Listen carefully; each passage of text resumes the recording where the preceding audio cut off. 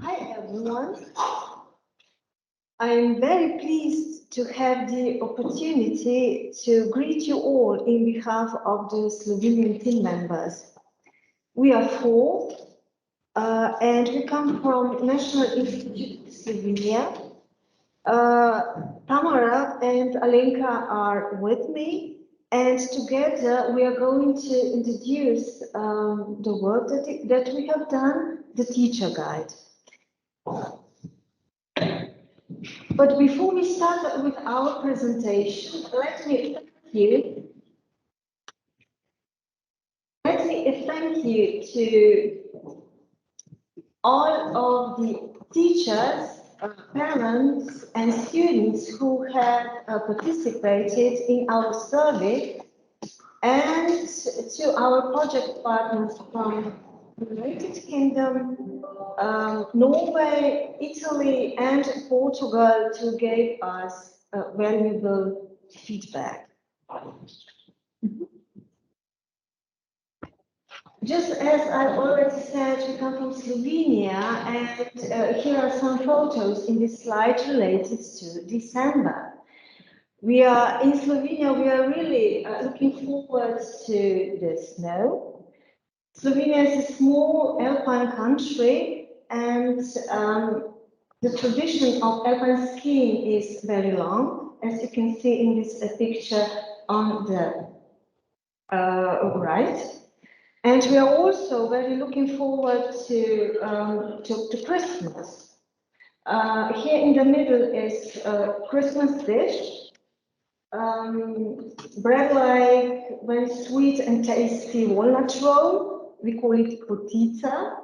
And there's also a scene from the birth of Jesus, presented by human statues in the cave of Postojna.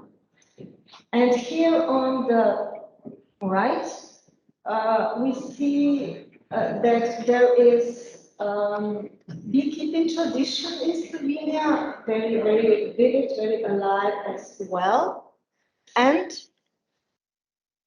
we are very proud in Slovenia because beekeeping in Slovenia is from the 1st of December on the UNESCO representative list of intangible cultural heritage of 2022. So if you would like to visit Slovenia, I really recommend it.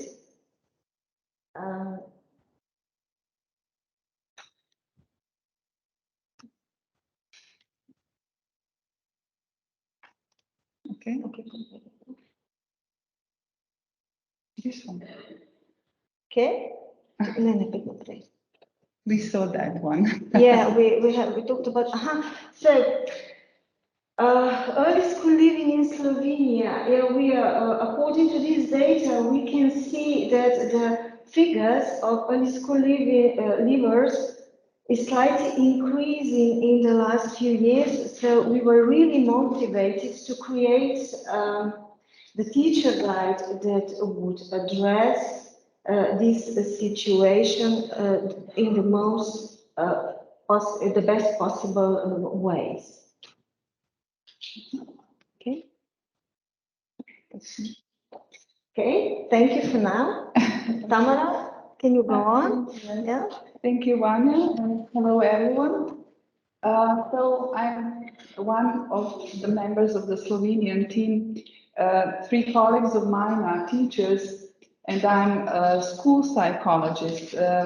In Slovenia, we have kind of counseling service in all public schools, primary and secondary. So it is kind of experience to work with teachers. I used to work with more than 20 years. So that guidelines that we were invited to do in this project, and I'm very pleased that we, as Mary said before, exchanged so many different experiences and learned from each other. And thank also for hospitality this second time in Portugal. I really, as a professional is working mostly one-to-one person, children or parents or teachers. I enjoy working in team teachers, and we try to make some points for teachers that we really try to stop or get less of early school leaving from our primary or secondary school. So we are grateful for their they give us in all our focus groups and questionnaires we did with our young people, parents, and teachers. So in our guidelines, we would like to contribute to inclusive school because if there is no students in there, we can't speak about inclusive school. And we focus on two things, taking into account the voice and the needs. As Mary said before, we have to be aware that we have to prepare school for the new generations of students and to hear their voices, let them be active in that making school a better place for them, and also to see their needs, because the needs are very different, and then make them make informed educational and career decisions. And we also want to be helpful for teachers to be supportive in that aim. Next one. So in that, for that reason, we made guidelines for teachers. And I can say that it has two parts. The first part, it's all about teachers. I think the teacher who is reflecting his practice and thinking about him as a professional and thinking about whole life learning student has possibility to reach all new incomers, students with different needs, different generations, and to support them. And the second part is about really diverse student subgroups. We named them 8 subgroups of especially vulnerable students, and that is the part that my colleague Vanya is going to present to you, that part of our guidelines. So let me focus on the first part about teacher himself. And you can see that we kind of recognize 8 roles of the teacher, important roles of teacher in context of early school leaving. The first one is teacher as a role model, then teacher as a provider of education, and third one, but it could be maybe the rank is not measured and it's not important, but it was approximate. But we can say that the relational competence of the teacher is very important also. Fourth one is the teacher as a support to students' education and career decisions. Fifth one is teacher as a contributor to students' 21st century skills development. And the last one, teacher, but not least, as a lifelong learner, as I said before, very important. So maybe if you have any questions here or online, please don't hesitate to ask. So maybe at the end we can answer them or in the between. So next slide is about first role of teacher. So teacher as a role model. Many times we adults are not aware that how important we are as a in context of modeling or imitation. That is the prime learning way that children, adolescents, they are watching us all the time and they just do the same things as we do. So we are in context of school, teachers are language models, so they are social and emotional skill model, and also they're like they could be very inspirational for some students. Maybe you did choose your career because of your teachers in your school, because you were inspired by them. Or they can also inspire students with curiosity they show every day in each lesson. And the most important, I would say, is growth mindset that Carol Dweck was introduced to us as a mindset which helps many people to be more resilient according to unsuccessful or hard periods when it's about learning. So growth mindset, when young people can adopt similar growth mindset, mirroring their teachers' approach to mistakes, because this is the main point, how we react on our mistakes. Is it we stop, or is it motivation for us? So we should be aware that students are watching us, so we should consider that.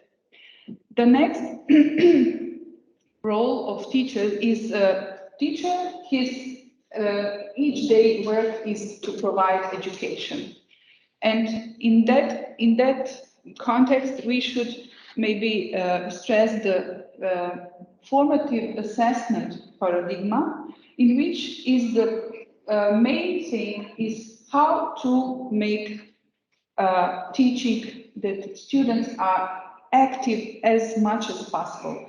In that case, they are taking their part of responsibility for that learning, and also they're taking they are getting better in their self-regulation and motivation. So this is very important part of understanding that teacher is a provider of feedback on his going through and going better. When we gather all our data from all our partners, we found out that conversation method is very, very important way how good teachers who are very good in as a professionals, they need they use conversation method as very, very powerful. Because they also, I could interpret that with that they found out that if we are talking to each other all the time, it's the way we are get very flexible to each student needs, and that's how we are better in understanding and reacting, intervening on each student in the particular moment. So that was how we connect two very important data we get from our data. So conversation method, and also being flexible as a teacher. So that's why flexibility is something very interesting. We also connect with being resilient more. So teacher who is flexible, he's also more resilient, and he's not going to burn out, let's say. He managed to make those things go better according to his well-being too. The next one is, third one is relational competence of the teacher. And as you could see in a few months, when you reached for this guide, you can see that we try to structure it like you can use some tips there are some tips for teachers how to develop his own relational competence. And here you can see maybe I can stress here that it's very nice if we are aware that we show genuine interest about each student, that it's really something that we are interested in, to understand, to know them better, because if we know them better, we understand them better and may personalize our approach better. That is, and also as many like author Hattie discovered in huge meta-analysis that he made, that relationship, student-teacher relationship is very high according as a factor of successfully learning students. So relational competence is a first, let's say, condition to better learning and probably staying longer in the school.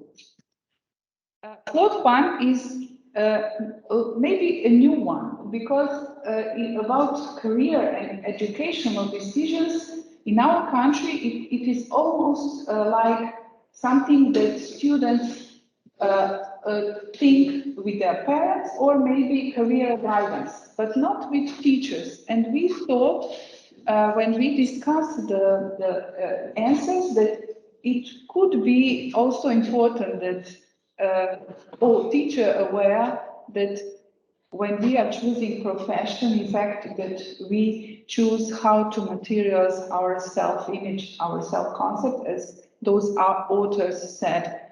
So we would like to support teachers to how they can help their students find meaning in learning and making so many efforts each day for that.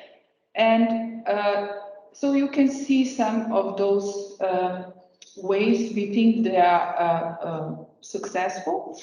And also, not only that, but how to, as Mary before said, what is value way to live for them? What would they choose as a successful way of living, and to connect that with value? And that is possible through each day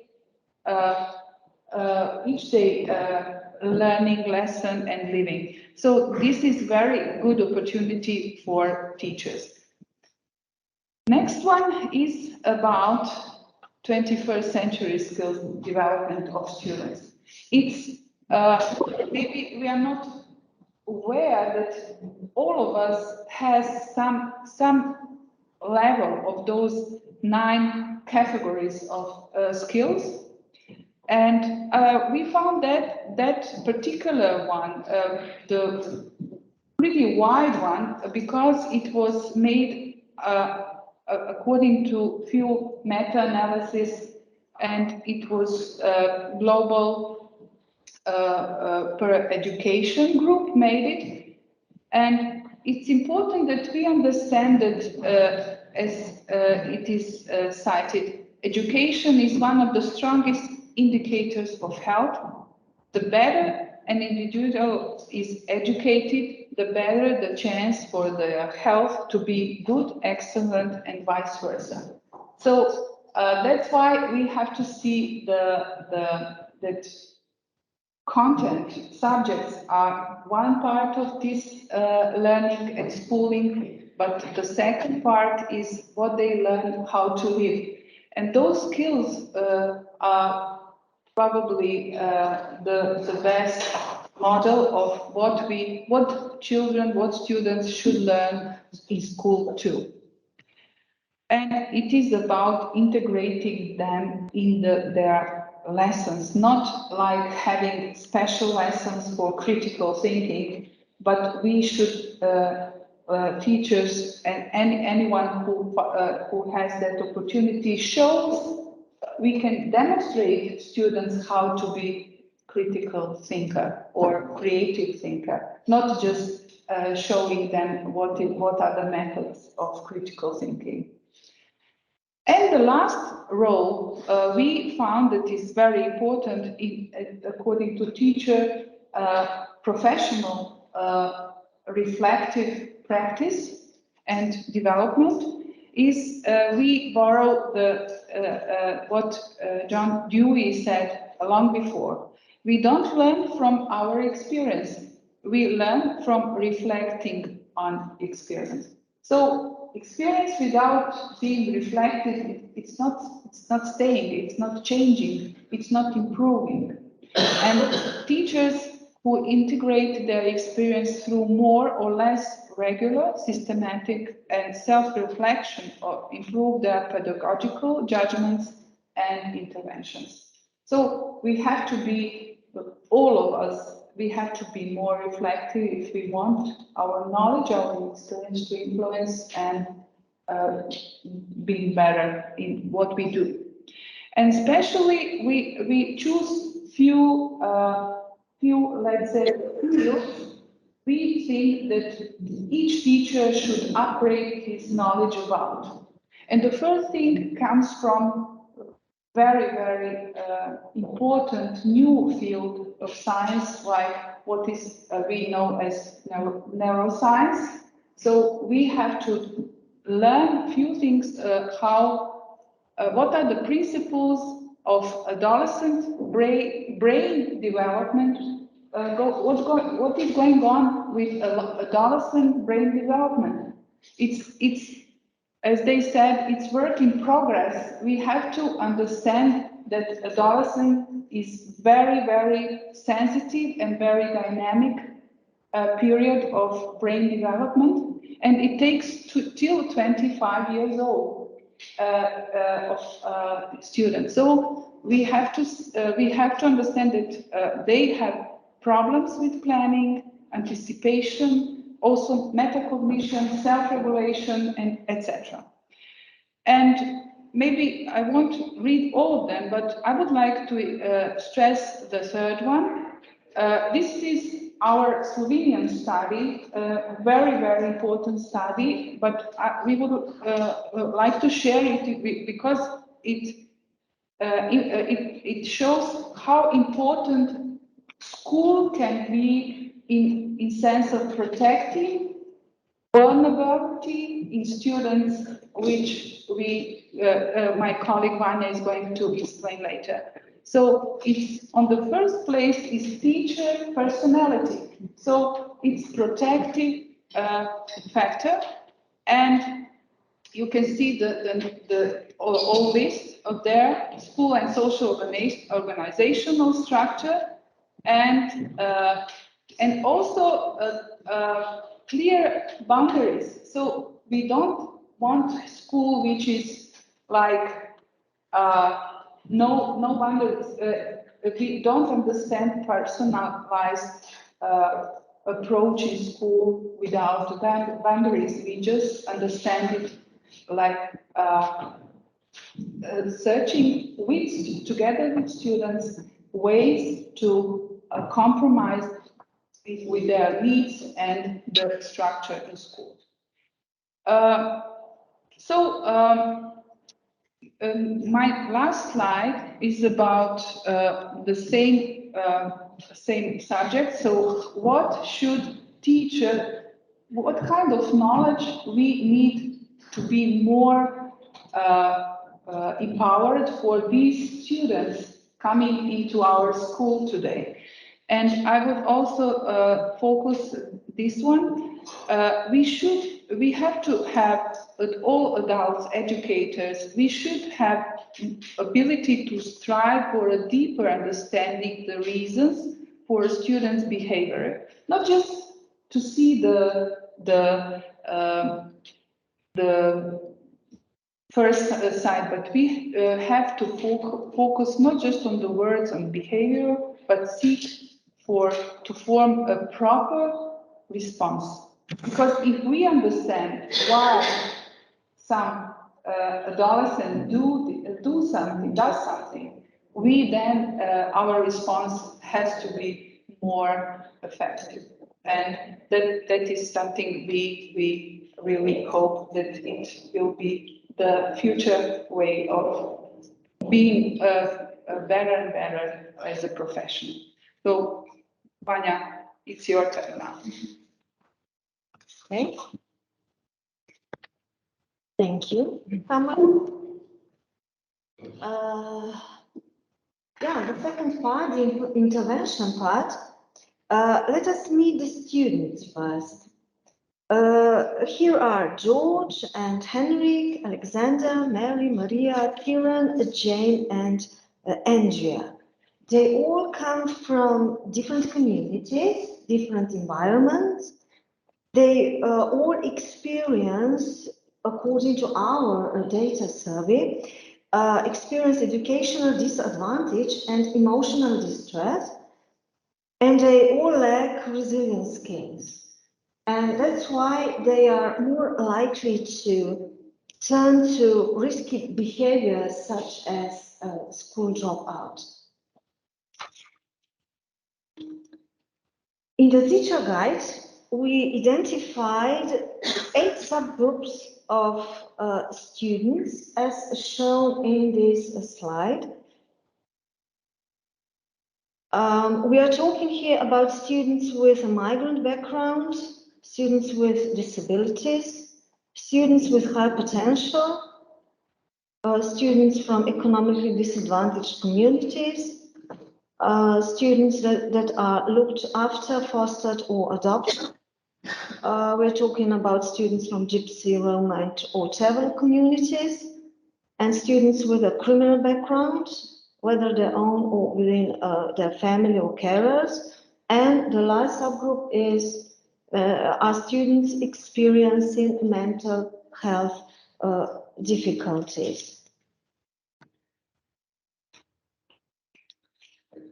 What are the interventions that work? In the teacher guide, we emphasize the importance of the entire school community working together for these students on cohesive and flexible approaches and on differentiation of the learning processes. All of this is really, really important for them. We believe that it is very important to support every student in the most appropriate way in schools, not just the vulnerable ones. But students with vulnerabilities need a personalized approach and a multi-professional team of experts at school working together to, firstly, identify their areas of strengths, motivation, and career-related aspirations. And secondly, to understand their vulnerabilities that derive from social, emotional, and family-related factors.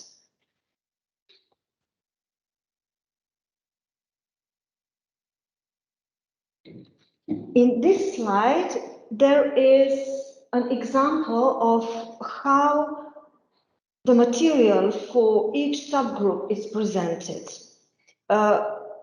We have structured it in a way that enables teachers to deepen the knowledge base of student identities and their specifics and provides tips for good teaching and practice.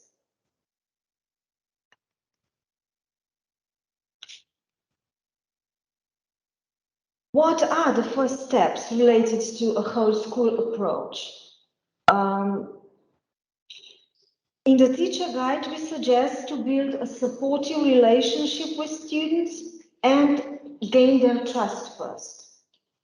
And secondly, we suggest to support personal growth and learning of students by understanding their motivation for learning, and helping them with the language of schooling, with personal issues, and with developing resilience skills.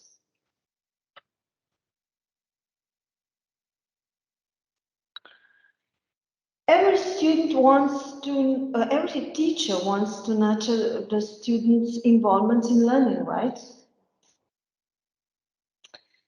In the teacher guide, we suggest to adopt the learning approach to students, emphasizing two things: attention and commitment to learning. And the teacher guide provides many tips on these two topics. For instance, this one, or this one: seek opportunities to inspire students. Pay attention to prior knowledge of the students, and many more.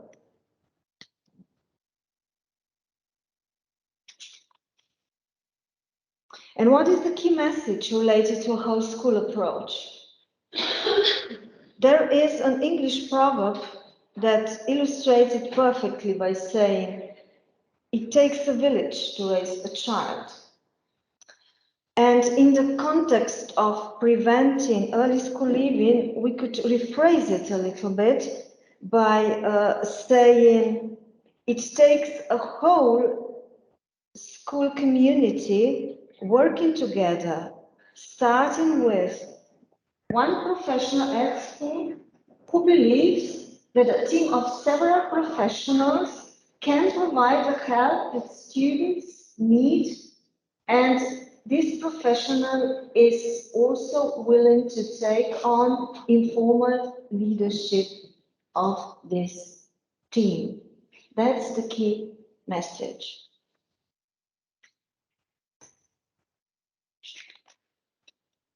There is no doubt that the role of a teacher is becoming more demanding than it was before. And there are many teachers in schools who encourage students to rethink rigid beliefs about themselves and reconsider daily decisions. But we need more of them. And there are also many teachers in schools who are aware of the importance to teaching to a student and not to a test, but we need more of them as well. And yes, teachers can help students bloom nowadays more than ever, I think, especially when they take into consideration educational needs of the students and their potential. Thank you.